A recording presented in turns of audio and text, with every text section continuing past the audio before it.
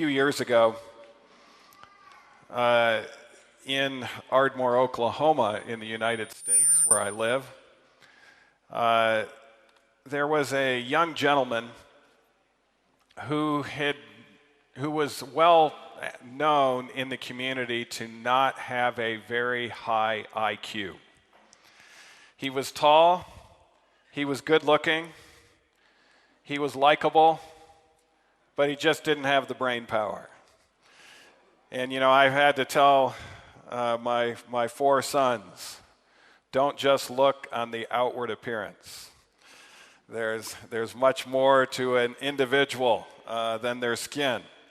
And I don't know how it is in South Africa, but I know in America that often in the public school system, people get advanced one grade to another, even though they haven't really passed the previous grade. And the thought is that if we leave this boy behind, he's going to lose self-esteem, and he might end up a worse individual. So even though he's not doing well, let's just pass him from one grade to the next. And that's what happened to Les.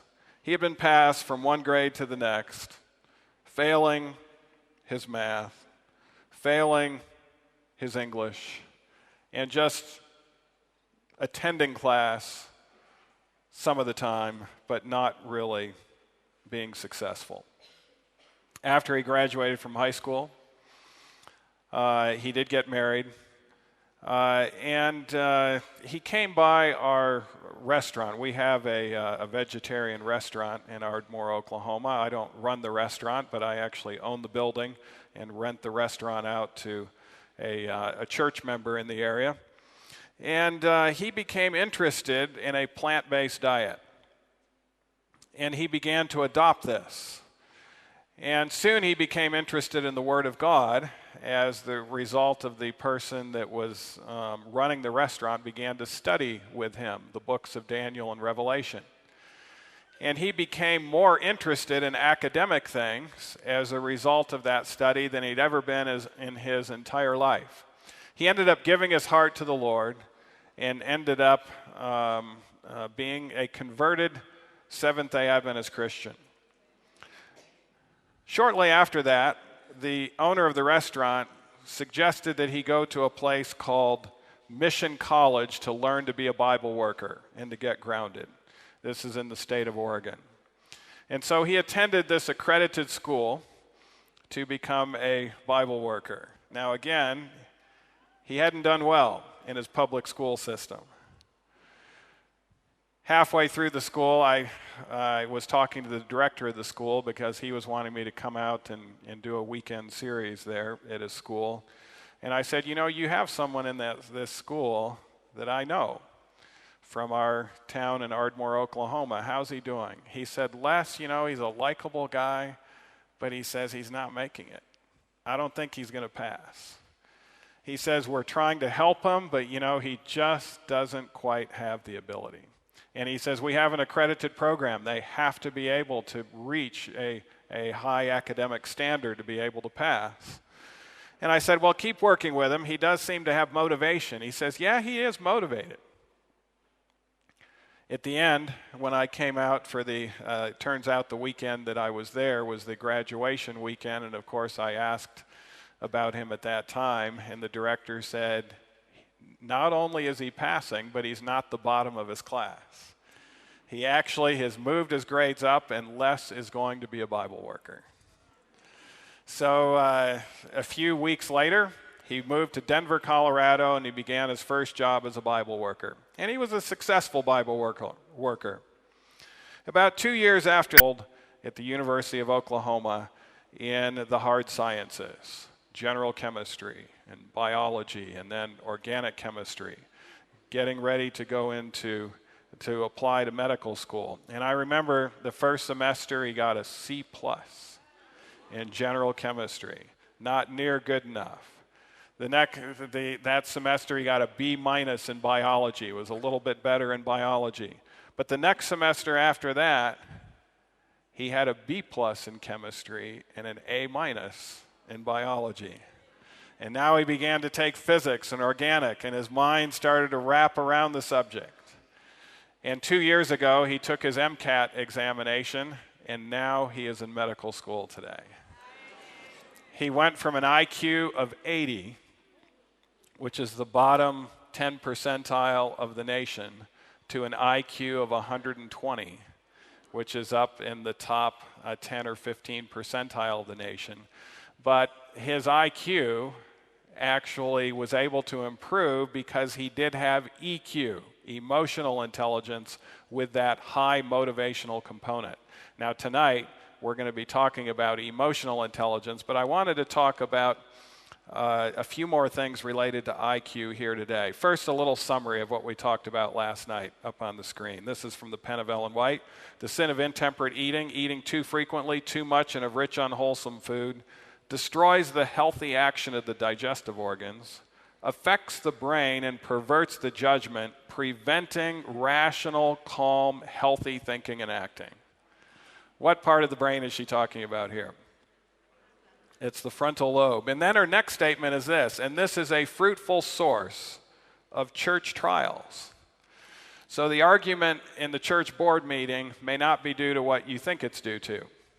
It may be due to what the people ate before they got to the board meeting. And thus, you will not be able to come to an agreement since you don't have the empathy, you don't have the principled thinking, you don't have those type of things necessary to be able to see and reason from cause to effect and see the long-term perspective of the decisions that you are making. That she then said this, if you understand how much their habits of diet have to do with their health, their characters, their usefulness in this world, and their eternal destiny. Now I would like to talk about something that is not what you put into your body. We gave the text last night, whatever you eat and whatever you drink and whatever you, what else? Do all to the glory of God. So I'm going to talk about things that affect IQ that is not what you ingest into your body like eating or drinking, but is really more on the doing side of things, or in some cases, the not doing side of things. This is an area that is gaining in popularity throughout the world. In fact, I've noticed, since I deal in the realm of depression and anxiety, when people don't respond to medications and counseling, often they're referred to a type of meditation that is an Eastern type of meditation where there's self-hypnosis or there's actually a hypnotherapist involved in the process of trying to make them better. Now this quote comes from a hypnosis textbook that tries to promote it, but notice what hypnosis does. Hypnosis attempts to cancel out frontal lobe functions. Cancel out what? Frontal lobe functions, and bring people into a trance in which they are highly suggestible. Now, there's many ways in which you can hypnotize somebody, but the textbook also tells you the easiest way to hypnotize somebody. This is most easily accomplished by training the eyes to focus in on one object, the best object being a what? Little flickering light. What will happen then?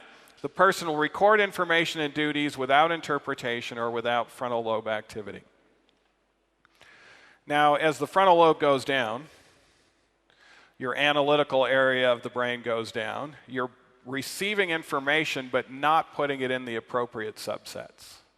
And thus, it does have a profound effect on human behavior. It actually decreases the frontal lobe in multiple areas. And we talked last night about all of the problems that come about from compromised frontal lobes. Now, what many people may not realize is they could have a hypnotic instrument in their own home. What trains the eyes to focus in on one object and flickers? What produces that flicker? It's actually the rapid scene of reference change that occurs in entertainment television. You can actually immediately tell, if you turn on your television set, you can look at it for 30 seconds and tell if it's entertainment TV or educational TV. Entertainment TV changes its scene of reference every 3 to 5 seconds on average.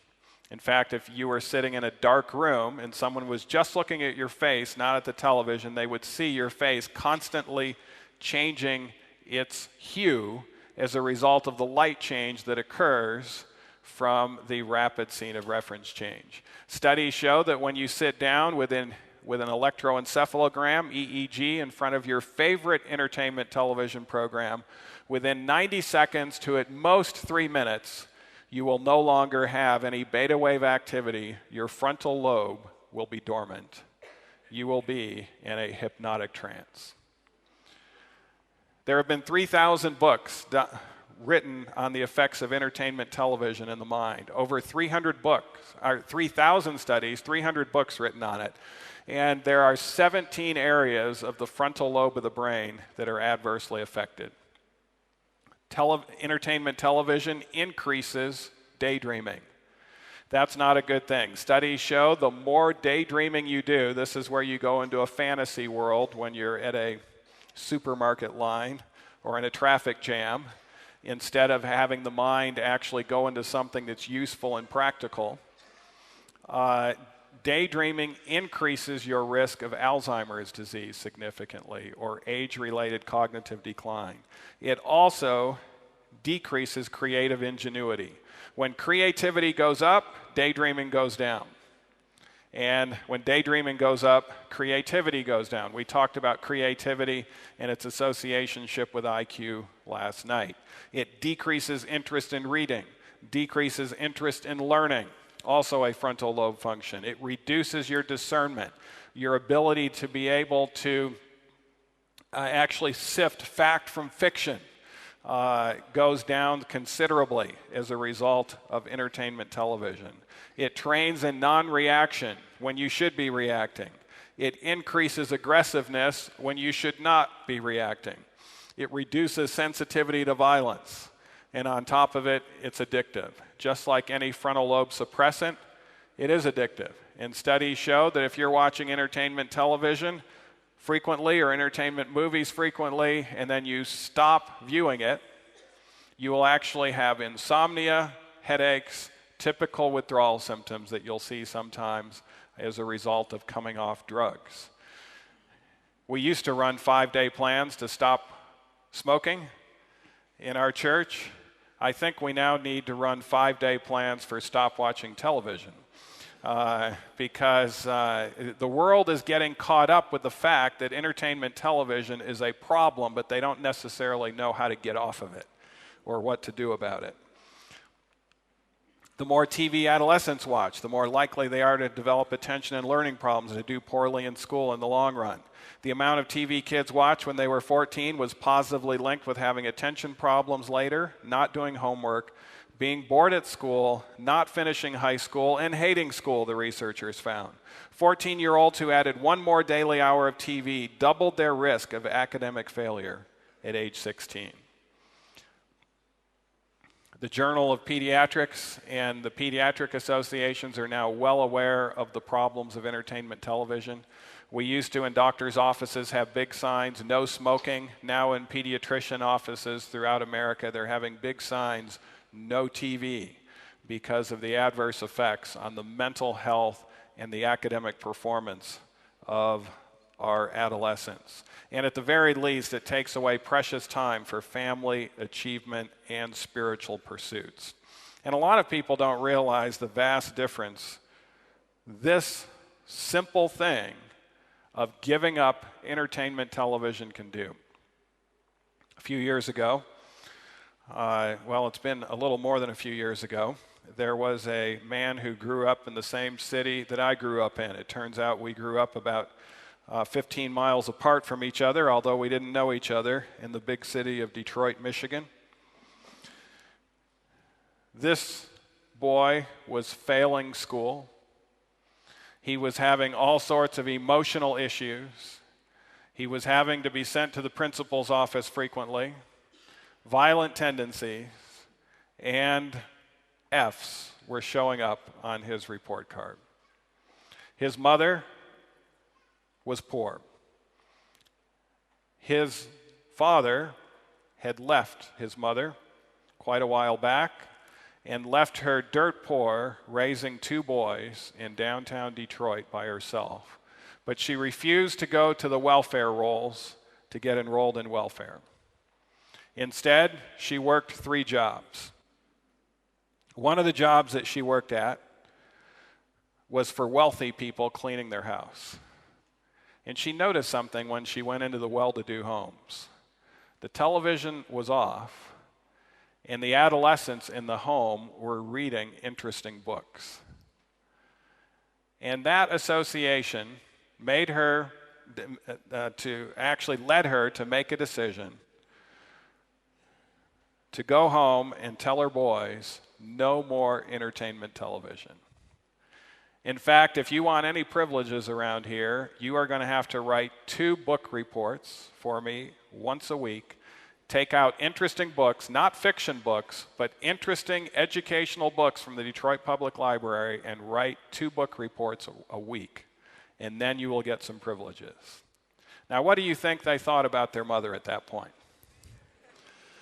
They were pretty negative about her now. What is happening? I'm having trouble at school. Now my mom has wigged out. And what in the world? This isn't happening to my other friends. They're not told they can't watch TV, but yet she was firm about it. What they didn't realize is she could not read herself. But she said she was going to review those book reports. So she would circle in red and she would make some marks on it so that they thought that she was actually reading those book reports. And in 1 year's time, that's all it took. In 1 year's time, Ben Carson went from the bottom of the class to the top of his class. And he said that he no longer hated poverty at that point. Prior to that, he had a visceral hatred for poverty. But he said, I no longer hated it because I knew it was temporary. And not only did he become a physician, but he became a physician that was so creative that he did things that no other physician was able to do. The simple remedy of giving up entertainment television produced a dramatic difference. Now, it wasn't just that. There was another principle that we're going to talk about that Ben Carson also took hold of to get him to the point where not only was he creative, he was the head of the neurosurgery department at Johns Hopkins. He separated those Siamese twins, and he orchestrated that separation with something that I'll show you here near the end. Speaking of entertainment, back in Ellen White's day, there wasn't entertainment television, but there was the entertaining theater. And she said, there's no influence in our land more powerful to poison the imagination, to destroy religious impressions, and to blunt the relish for the tranquil pleasures and sober realities of life than theatrical amusements. The love for these scenes increases with every indulgence as the desire for intoxicating drink strengthens with its use. The only safe course is to shun the theater, the circus, and every other questionable place of amusement. And that's quite an interesting statement. No influence more powerful. We talked about the effects of diet and drink and what you put into your body, but this is even more important than what you put into your body as far as the adverse effect is concerned. And unfortunately, this is something that a lot of our young people are falling down on. They'll go to our universities and other places, and they'll download all of these entertainment movies for free, and they'll be staying up nights watching this stuff, entertaining themselves, and meanwhile, their creativity, their academics, their ability to think outside the box, the rational, calm, healthy thinking and acting goes down to the bottom, and they start to have all sorts of problems that could have been easily preventable. Now, last night, I talked to you about IQ and its relationship to longevity. The higher your IQ, the less likely you are going to die, particularly in the next 10-year period of time where they have done studies in regards to that. And we mentioned one of the reasons is if you have high IQ, you're more likely to learn, retain, and apply knowledge. Even the knowledge that we're giving you today, you're more likely to apply it if you have high IQ. But there's also another factor that's related to longevity that was uncovered just a few years ago in Australia. Compared with adults who watch less than 2 hours of TV a day, those who watch more than 4 hours had a 46% higher risk of death from all causes, 80% higher risk of cardiovascular death during a 6-year study period. Each hour spent sitting in front of the TV per day raised a person's risk of death from cardiovascular disease by 18% and the risk of cancer by 9%. Now, they looked at in this study to see whether it was just the sitting. But it wasn't the sitting, because they didn't find adverse effects of sitting and doing homework. They didn't find adverse effects of sitting in an educational environment, such as you're sitting in today. But they did find significant adverse health effects of sitting and being entertained, particularly in a frontal lobe suppressant way. And it even has an adverse effect on the immune system. So that's another reason why low IQ is associated with increased risk of death, is simply when the frontal lobe goes down. This is the control center of the entire being, and when that control center goes down, even immunology worsens, and your risk of pneumonia and those type of things, and even cancer goes up. Here's what says reading or doing homework is not associated with the risk. It's not the sedentary behavior itself, but something inherent about or associated with television viewing. Alvin Toffler is a media expert that designs commercials in America. He's read a number of books, some of which, if you took communications class in college, you might have read yourself. But he clearly states this: constant stimulation of the senses shuts down the analytical processes. So now you not only have fast-moving images on the screen, but then you have rock and roll set to it. It's called MTV. It will produce a strong suppressant effect on the frontal lobe of the brain. It will shut down the analytical processes. And notice what else he says will happen. And ultimately, it will shut down the ability to face life rationally. This leads to escape techniques that involve withdrawal, apathy, and rejection of disciplined thinking when faced with difficult duties and decisions. When we have difficult duties and decisions, that's when we need to have the disciplined thinking. But instead, escape techniques will come up when we need to have disciplined thinking, and we will instead have withdrawal, apathy, and of course, make the wrong decision. And what sets all of this up? The constant stimulation of the senses. You can see why our societies around us are starting to decline in exponential form, large degree due to the frontal lobe suppressants that are so widely available. The other problem that's happening is something that I have in my own pocket called an iPhone. There's iPads as well. And those, of course, can be used for good things, such as mentioned here. Digital classroom tools like computers, tablets, and smartphones offer exciting opportunities to deepen learning through creativity, collaboration, and connection. But these very devices can also be what to students? Distracting to students. Similarly, parents complain that when students are required to complete homework assignments online, it's a challenge for students to remain on task. They'll be doing their homework, and then all of a sudden some sort of Facebook message will come up, and pretty soon they're off of their homework page, and then pretty soon they're shopping for this or that, and pretty soon they're looking around this way, and their homework isn't being done because of the distractions that are there. Studies show if students don't learn how to concentrate and shut out distractions, research shows they'll have a much harder time succeeding in almost every area of life. The problem is attention is under siege more than ever.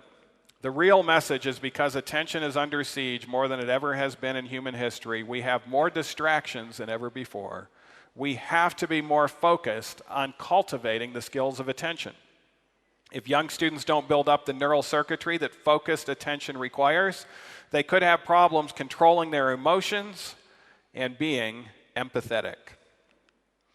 The circuitry for paying attention is actually identical in the brain for the circuits for managing distressing emotions. The attentional circuitry needs to have the experience of sustained episodes of concentration, reading the text, understanding and listening to what the teacher is saying in order to build the mental models that create someone who is well educated. One of the researchers behind this is Daniel Goleman. He's written a book recently called Focus, the Hidden Driver of Excellence. But he says one of the keys to success is a digital Sabbath every day, when kids aren't being distracted by devices at all and are engaged in focused learning. He talked about the need to get rid of the internet, computers, tablets, phones for extended periods of time each day where you can spend focused time on learning, and that will actually improve your ability to learn throughout the rest of your life if you have the ability to cut out distractions and have that focused attention that is required. Studies also show the more entertainment screen time, the less sleep. And sleep also has a role in regards to intelligence, particularly not only adequate sleep, but early sleep. This is a graph of melatonin. You can see in yellow, melatonin starts to be produced by the brain significantly in response to darkness or near complete darkness. This is when the lights are out and you're ready to go to bed. If you change your bedtime from 9 p.m. to midnight, however, you will decrease that area under the curve by about 50%. And melatonin is what's needed for you to be able to put in long-term memory what you learned that day so that you can do well on the final and on board exams and those sorts of things. Early to bed, early to rise makes a man healthy, wealthy, and wise. Certainly healthy and wise. If you have those two things, you have the opportunity, much greater opportunity for wealth. But I can tell you this also positively affected myself. In fact, I shudder as to where I might be, because I was also raised in Detroit in a very adverse neighborhood and adverse environment.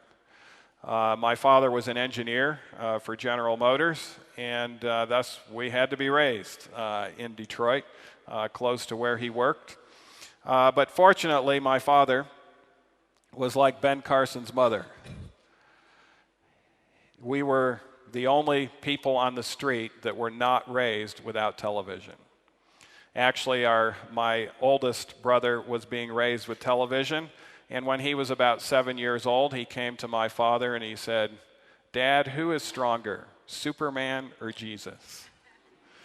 And just that question made my father realize, why do I have to have something competing with truth in this household? Let's just get rid of it. And so he got rid of the television. And of course, that was a significant benefit for us to not be raised on that. But later on, when I was in college, my second year of college, I was in pre-med. And in order for me to get all the classes in that I wanted to, that second year I had to take physics for scientists and engineers, organic chemistry, quantitative analysis, and foundations of biology. These were all 4-credit classes, all associated with labs. And so I was having to go to class from 7:30 till noon every day, and then lab from 1 until 5, Monday through Thursday. There'd be a physics lab on Monday and an organic lab on Tuesday. And I remember my pre-med advisor saying, "Neil, if you want to get into medical school, you're probably sabotaging yourself. 2 of these classes would be hard enough. All 4 is almost impossible." But I had read this, the studies on melatonin had not come out yet. But to read and apply inspired material is a significant advantage. And I had read this at the end of my freshman year, this statement, written by Ellen White: "Sleep is worth far more before than after midnight. 2 hours good sleep before 12 o'clock is worth more than 4 hours after 12 o'clock. I was used to going to bed at around 11:30, and I decided to change my bedtime till 9 o'clock or shortly thereafter.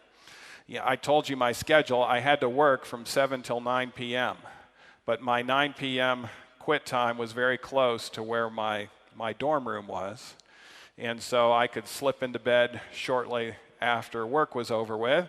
And so I went to bed at 9, and I would get up at 3:30 or 4. Now, there's an advantage also of getting up early in a dorm. There's no loud music going on at 4 o'clock in the morning. No one's trying to call you at that time. And so I could start out with my devotions, and my only study time was about 5 in the morning till a little after 6. I would then go on a 3-mile run. I would shower quickly, go to breakfast, and make it to my 7:30 a.m. class. And that semester, I got a 4.0, higher than I had done the previous year with a lot easier classes. And after that, I think I was the only person that went through medical school in my class that never studied after 9 p.m. I'd be saying bye-bye to all of my fellow students at 9 o'clock. We'd have a grueling test the next day, and they had been quizzing me, and they'd say, "Neil, you don't know this any better than we do. You're crazy for going to bed. You need to cram like we do." And I'd say, "Nope, I'm leaving, I'm gone." And then the next day, when they saw the test scores, of course the next day was the test, they wouldn't see it then, but the next week when they'd see that, they would wonder how in the world I was able to pull a far better grade than they had. But it was that melatonin aspect of things that was going on that was that significant advantage. So don't underestimate that. Another advantage is circaseptan rhythm. Now, it turns out our bodies not only have a daily rhythm or circadian rhythm, but they also have a weekly rhythm. In fact, now as a result of what we call chronobiologists, where we graph things over time, 90 days, we will see clear 7-day rhythms occurring in your heart rate, your red blood cells, even your temperature will have a 7-day rhythm. Many immune functions, the rise and fall of dopamine and norepinephrine and cortisol will have 7-day functions. And in fact, this is one of the enigmas. If you start studying chronobiology, the chronobiologists are baffled as to why we have this 7-day rhythm. First, they thought, well, it's because we have 7-day weeks, so we are being controlled by the 7-day week.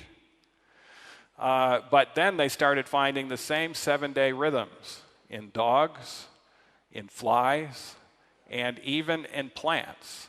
And of course, those creatures don't know the difference between Saturn and Santa Claus. No one is telling them about a 7-day week. But that 7-day rhythm is there, and there's nothing in the universe that corresponds to 7 days. The year is not divisible by 7. The solar year is not divisible by 7. The lunar month is not divisible by 7. But yet we see clearly this 7-day rhythm in all of nature. And it turns out, just like our daily rhythm needs to have a sleep time, and there's a better time for sleep, so our weekly rhythm does much better with a rest. This was a study just published last year. This was a study that actually our U.S. government funded. You might have heard about the blue zones, National Geographic talking about the blue zones, the longest living people on the planet. And the longest living group out of those 3 blue zones that emerged was Seventh-day Adventists in Southern California. In fact, they're the only group that's continuing to increase in longevity generation after generation. The other blue zones are starting to decrease in longevity. And the U.S. government had a question. Is it their diet and exercise, or might it be Sabbath keeping that's producing some of those physical advantages? And so they spent some money studying this out, independently associated with improved mental health. So mental health went significantly up. Our ability to cope with stress, with adverse conditions, significantly improved. Emotional intelligence, and to some extent, the general intelligence or the IQ as well. Now, interestingly, they found keeping the Sabbath out of social pressure, duty or shame avoidance, or performance of secular activities on the Sabbath, or electively thinking that helping people on the Sabbath was okay, like painting their house, were all independently associated with an actual decrease in mental health. Now, it did show that if you help someone by studying the Bible with them, that's positive. But if you help them with physical labor on the Sabbath, it actually is negatively associated with mental health. So the observance of the Sabbath in those areas emerged as significantly important. Now, what they found is if you have better mental health, you're actually more likely to eat better and to exercise. But they did not find the strong association with physical health. So what they concluded is it's still the diet and exercise and other factors that Adventists are putting into their body and doing with their body that is producing this long longevity. But the Sabbath part certainly helps the mental health, and as a result is an encouragement for them to be on a program that helps the physical health aspect of things.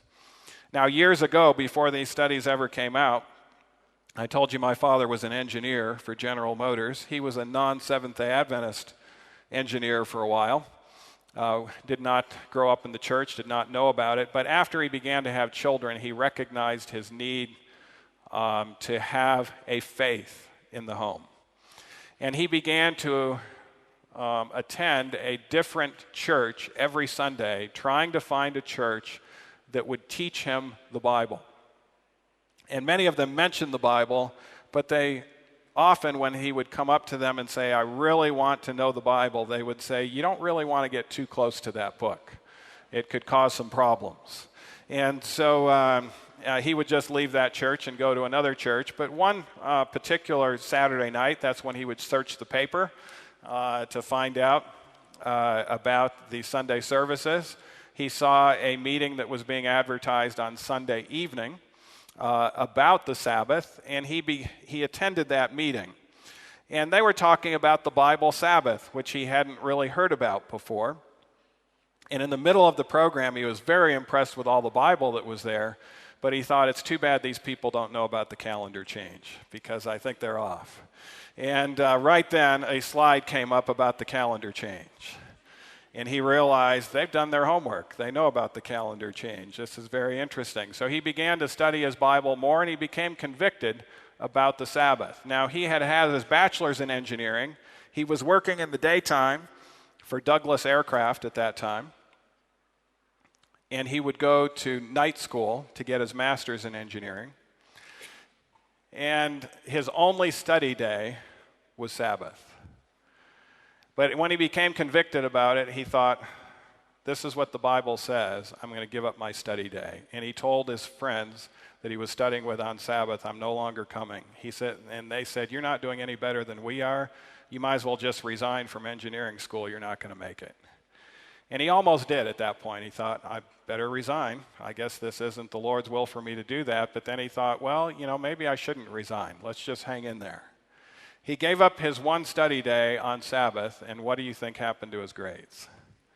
They actually ended up going to the top of the class. Studying less, but yet learning more and performing more. What was happening? Well, studies now show that Sabbath keepers are more highly educated than the general population, even though they refuse to be educated on Sabbath. They actually have higher incomes than the general population, even though they refuse to work on Sabbath. Have higher IQ than non-Sabbath keepers, and they have improved mental and physical health. The Bible says the Sabbath was made for what? It was made for man, and not man for the Sabbath. The Sabbath is a wonderful blessing that helps rejuvenate us physically, mentally, and other ways as well. A couple of years ago, I was in Vail, Colorado, giving a presentation on how to enhance your IQ to a group of secular individuals. These were primarily multimillionaire individuals in the area. They had brought their kids there who they wanted to get into Ivy League schools, and I lectured to them for about an hour. Actually, no, I lectured to them but for about an hour and a half. They were very interested, engaged audience. And I told them that the program was only going to be an hour and a half. So I said, all of you are free to go home. Not one left, and they began to pump me with questions. And I had mentioned about the Sabbath and IQ. And they asked me questions for about 10 minutes in regards to the Sabbath and IQ so they could understand that better. And they could also have their kids potentially understand it to be able to keep the Sabbath for their own mental capacity is concerned. But near the end of that line of questioning, one of the ladies stood up in the front, and she says, "For years I've wondered why my brother is far smarter than me and makes a lot more money than I do." She says, "I just figured it out tonight. We were both raised as Jews. I don't keep the Sabbath, and he does." And she sat down. There is, of course, advantages to this. Now, I also want to mention the advantage of music. This is something I told you I was going to mention. Ben Carson. Ben Carson, by the way, was a Sabbath keeper, so that was an advantage, a second advantage. And the third advantage that he began to participate in was in music. Now, music enters the brain through its emotional regions, which include the temporal lobe and limbic system. This kind of music tends to produce a positive frontal lobe response that positively influences the will, moral worth, and reasoning power. This is more characteristic of what we call traditional classical music that has beautiful melodies and harmonies. That's a picture that I took myself of the Dallas Symphony Christmas concert, where they actually sing a lot of Christmas hymns and those sorts of things that are very frontal lobe enhancing. Study of 6-year-olds found that those who took music lessons for 1 year gained more points on IQ tests compared with their peers not involved in music classes. Benefit was small, but was seen across the spectrum of abilities measured in the tests, including math, language, and spatial skills. Now, any 6-year-old that takes music lessons, in fact, anyone who starts out taking music lessons, they all start out with one genre of music. No matter if they become a rock and roll musician or a heavy metalist, they all start learning classical music. That's how music is taught. And classical music, of course, has the benefits that are mentioned there. Other types of music actually don't have that benefits. In fact, other kinds of music will evoke very little, if any, frontal lobe response, will produce a large emotional response with very little logical or moral interpretation. And that's characterized by the syncopated rock and roll rhythms that is known as popular music today. Popular music will do the same thing that entertainment television does. When you listen to that beat for more than 90 seconds to 3 minutes, you will go into alpha wave rhythm in a hypnotic trance. The frontal lobe begins to be suppressed. It's also addictive music as well, and it's going to adversely affect your ability to learn, retain, and apply knowledge. So upbeat music is not necessarily uplifting music. It can be enjoyable, particularly those who develop a taste for it, but it's not necessarily uplifting. Interestingly, years ago, Ellen White wrote about this. She said, "The things you have described as taking place in Indiana, the Lord had shown me would take place just before the close of probation. Every uncouth thing will be demonstrated. There will be shouting with what? Drums, music, and what else? Dancing. When you hear dance music played to religious words, you're actually hearing the fulfilling of prophecy." She said the senses of rational beings will become so confused that they cannot be trusted to do what? Make right decisions. What area of the brain is she talking about that's going down here? It's the frontal lobe of the brain. But she says when this music is played, it will actually be called the moving of the Holy Spirit. But it's obviously not the Holy Spirit. It's a different spirit that wants to suppress the frontal lobe of the brain but not enhance it. There are 6 characteristics of brains optimizing music. I had the opportunity of studying music therapy under Dr. Juanita McElwain, who started more music therapy programs than anyone else in the country. But this is boiling down a number of studies, not just her studies, but other studies as well. If the music is melodious, it can be simple yet attractive, that's good. Beautiful non-dissonance harmonies. If the harmonies center on dissonance, the 9ths, 11ths, 13ths repeatedly, that will actually not be frontal lobe enhancing. And of course, a lot of the jazz music available today is just dissonant. Even the end of phrases and chords are nothing but dissonant and kind of add a question mark to the situation. And of course, in addition, they tend to have the syncopated rhythms. Straight rhythms or march rhythms are actually healthy. If it makes you want to stand up and march around the room, that's good for the frontal lobe of the brain. If it makes you want to stand up and swing the hips like this, not good for the frontal lobe of the brain. The rhythm needs to be less prominent than the melody and the harmony. If the music tells a story where you can imagine a scene, that's also positive as well. And in addition, you will get more frontal lobe benefit if it's enhanced with reverential music, where it's kind of uplifting you to something greater than yourself. So if it has a strong reverential tone, that will also be frontal lobe enhancing.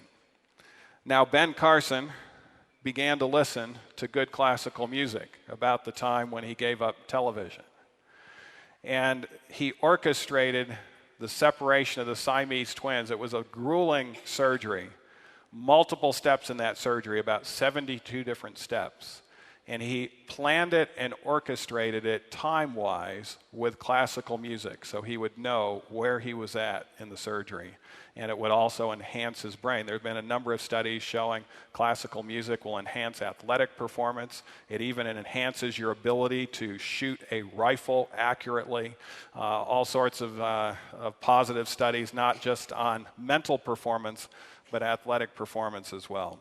I think a good verse to remember in regards to music is Philippians 4:8. This is the amplified version that tries to get to the original Greek.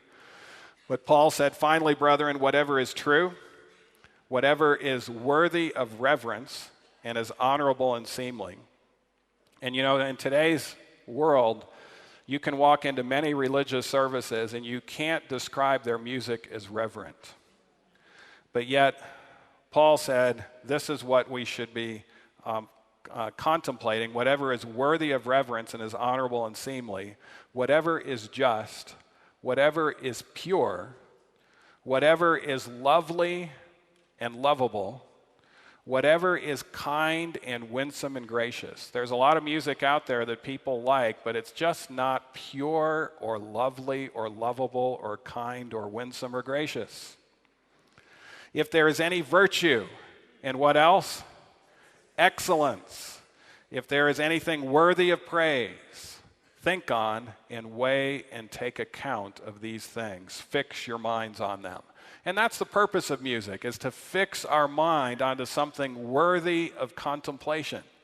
This is why the hymn book, actually a lot of people think it's just music, but in reality it's some of the greatest poetry in the world put to music so that we can remember the poetry themes that are there. Even if you don't sing the hymns, just take your hymnal out and read those beautiful poems, and that can be beneficial as well.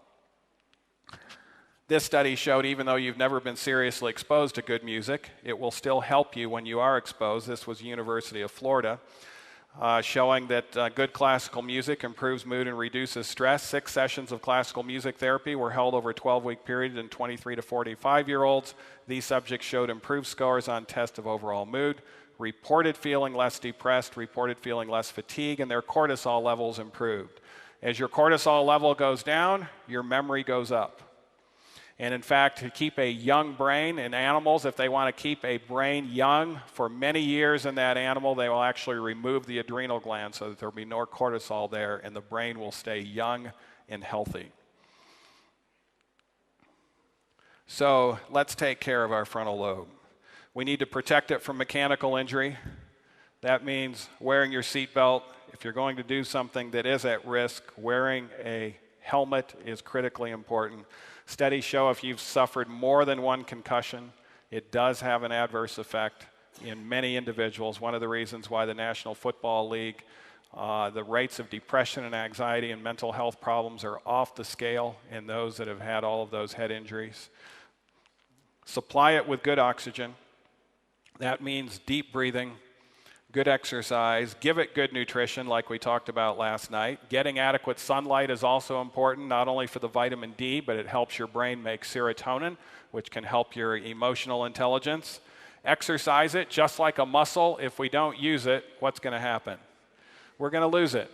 And there is a good way of exercising the brain, several good ways we'll talk about here before we close. We must control the inputs. Let's not put in things that are going to hypnotize our brain or suppress the frontal lobe.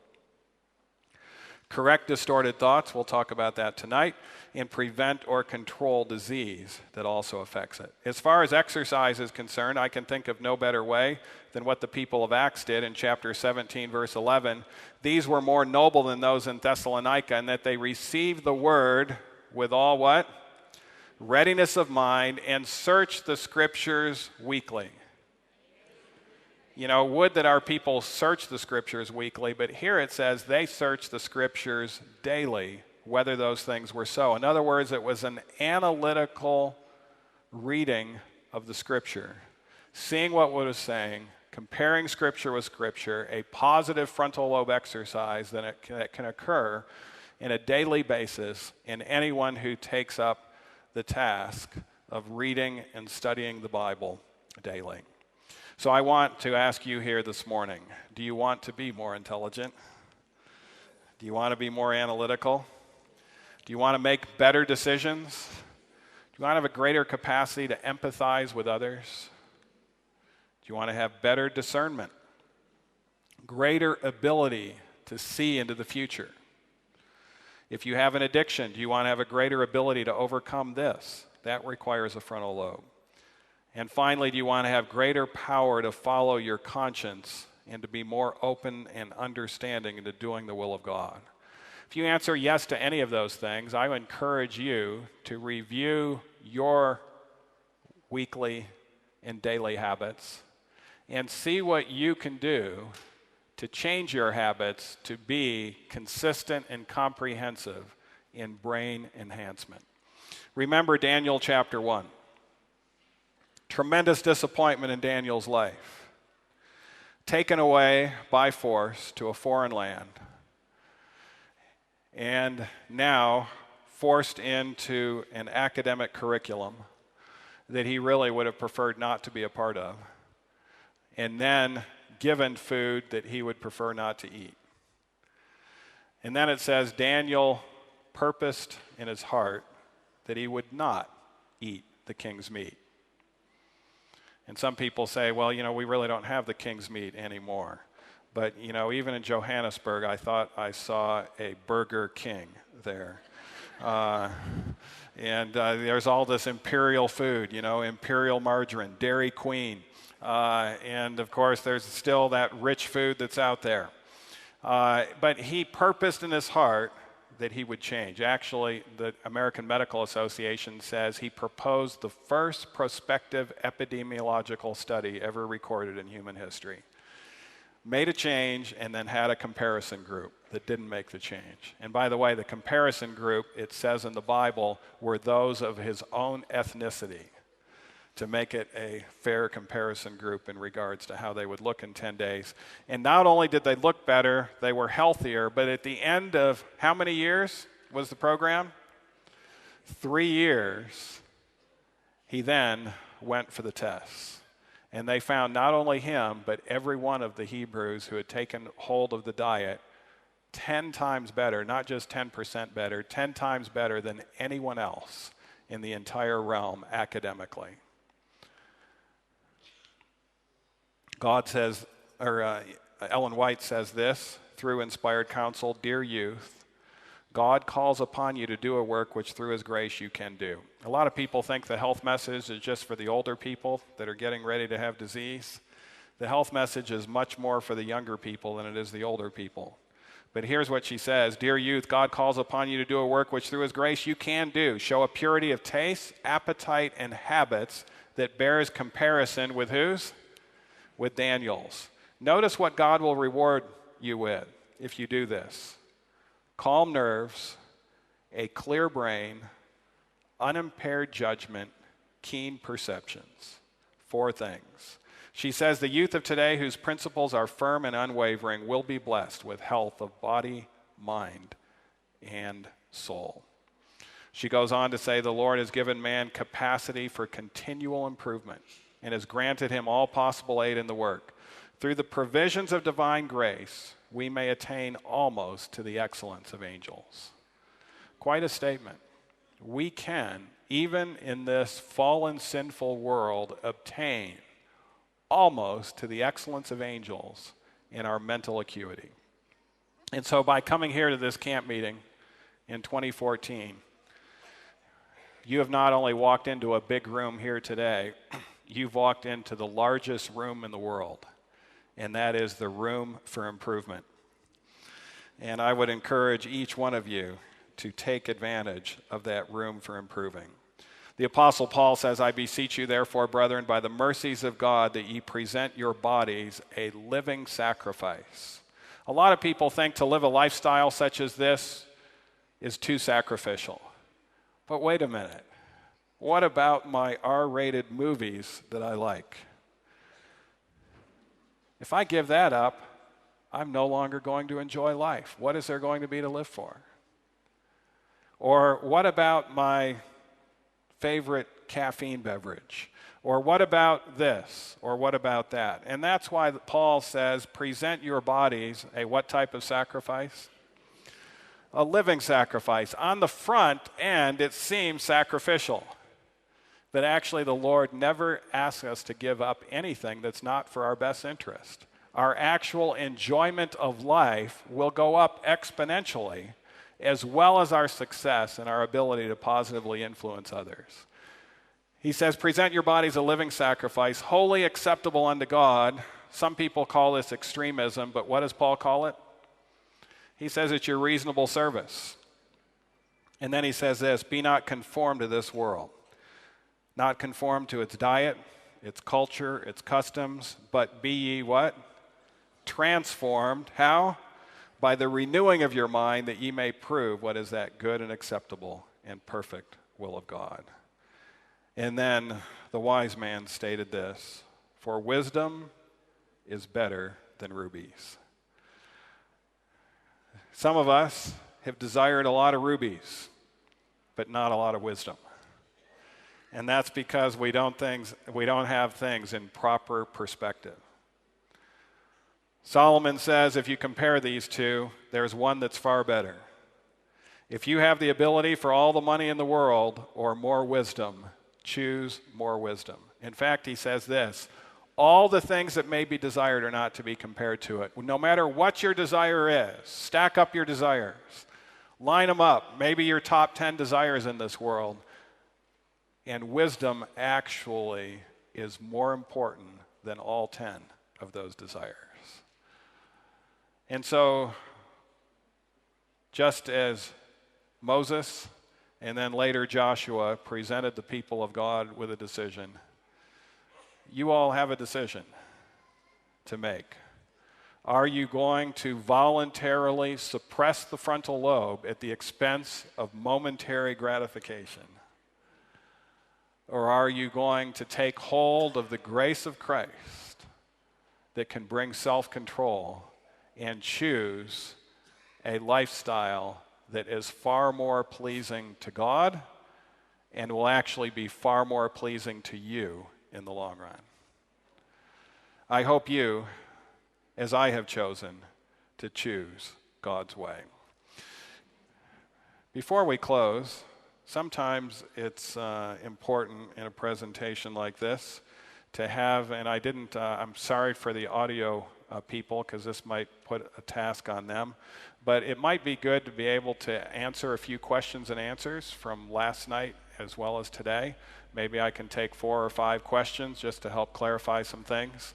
And if we have a roving microphone, that would be better so it can get on the tape. I know these are being audio taped, I was told this morning. And there might be a microphone here. So if any of you have a desire to ask a question before we close, now's the time to raise your hand. And this gentleman here will bring you the microphone for a question. Okay.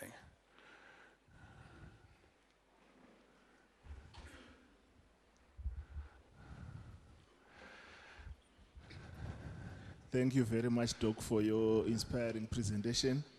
Yeah, indeed, it's true that the world is under siege. I wanted to ask, what's your take about sporting programs on television compared to movies? Are they both devils, like watching a soccer game? Okay, I'm not sure I heard the word sports. Yes. Okay. Yeah, watching like a match. So you're talking about watching sporting events versus entertainment television. Well, there have been some studies. In fact, I would refer you to a book called Lessons from the Locker Room. It's written by a gentleman by the name of Andrew Miracle. He was the son of a football coach in America. And he had always heard, like most of us have heard, that competitive sports builds character. He studied anthropology in college, and he thought, you know what? Instead of us just assuming that this is true, let's prove it. And so he went about and began to study varsity athletic people, at first in high school, then in college, then at a lot of different levels. And what he found out is that competitive sports by no means builds character. It actually exposes it. The more you're involved in competitive sports, the more likely you are to think that cheating or breaking the rules is legitimate. Your emotional intelligence actually goes down. And if you're involved in varsity athletics, you're 5 times more likely to commit a violent crime. Now, in regards to watching other people perform competitive sports, I like to mention it this way. Sometimes there'll be, 50,000 people watching a sporting event. And, you might say soccer. There's 11 people on each side of the field. And so I'll often make this comment when people are there in their television room watching this. I'll say 50,000 individuals badly in need of exercise, watching 22 people badly in need of rest.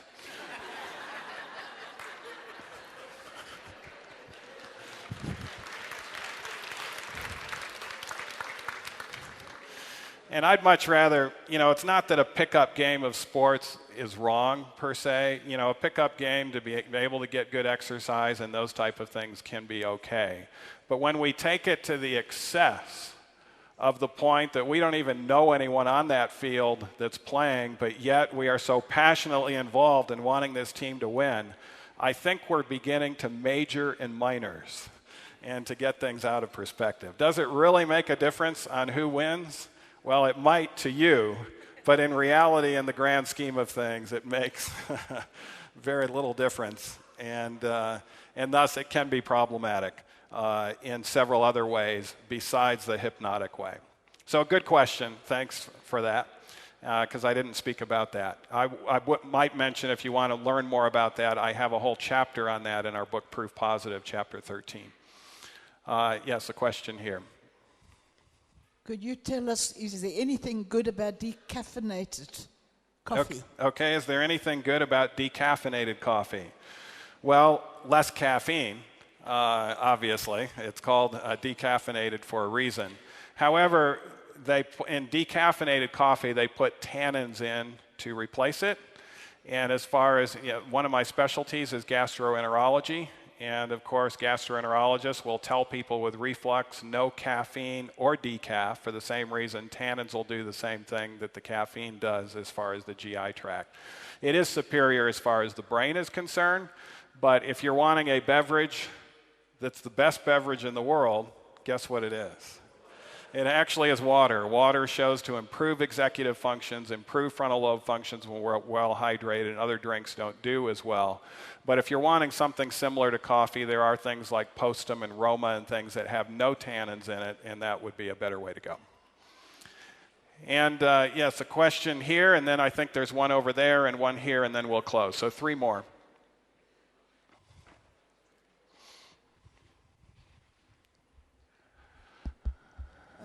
Doctor, you talked about watching television. You see a lot of children these days, maybe from the age of 1 onwards, they are sent into creches, and there they are exposed to few songs, rest, eat, watch TV, wake up, watch songs up to 7, to the age of going into the upper grade, and from there it's academic again. What is it doing to their moral being? Well, it's not only impairing their moral being by entertainment television, but it's also impairing their academic performance. And this is now irrefutable evidence. It has been studied so many times, so many different ways, that there's no way that anyone can really, that's looked at the science, can disagree with what I'm saying. So in reality, kids need to choose a better way. Now, one thing I might mention, I mentioned how you can tell entertainment television from non-entertainment.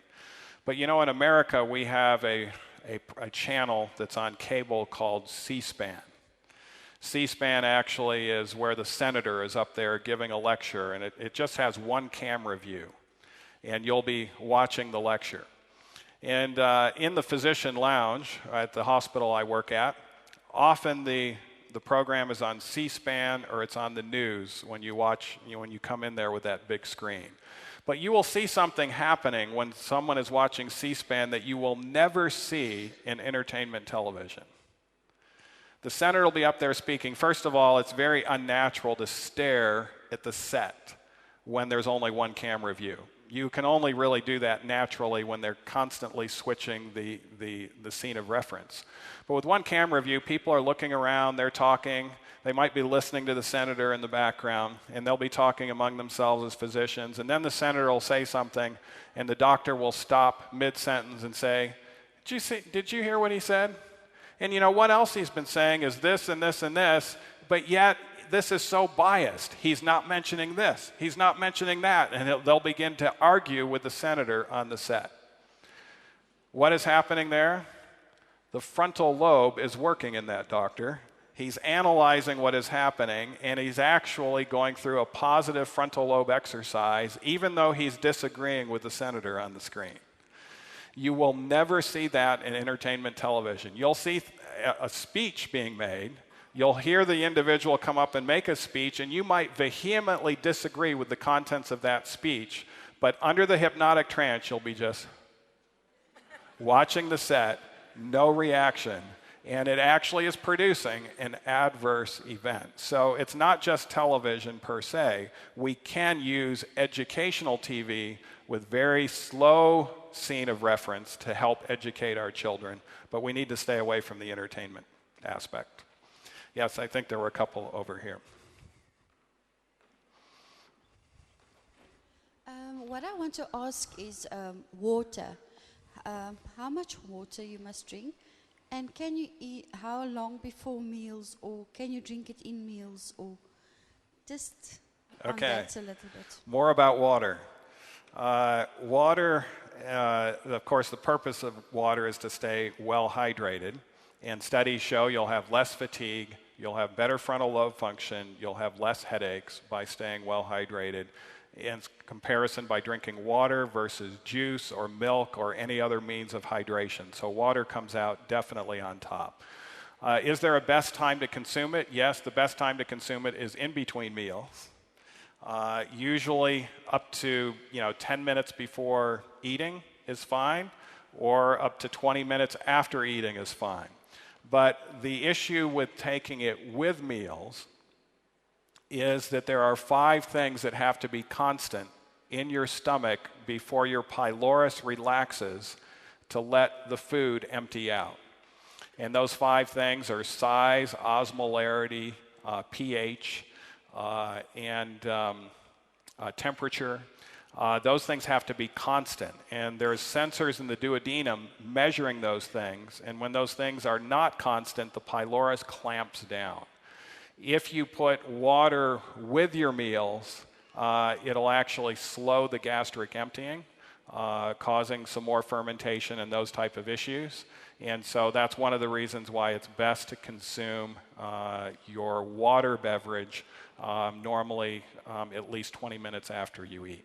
But having said that, it's better to drink it with meals than not at all. So if that's your only choice, still drink it with meals versus not drinking it at all. Okay, and then I think there was one question in the near the back there, and then we can wrap things up.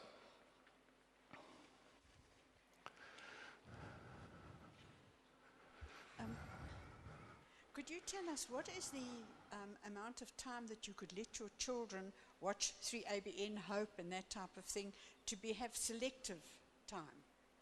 Or does that not make any difference?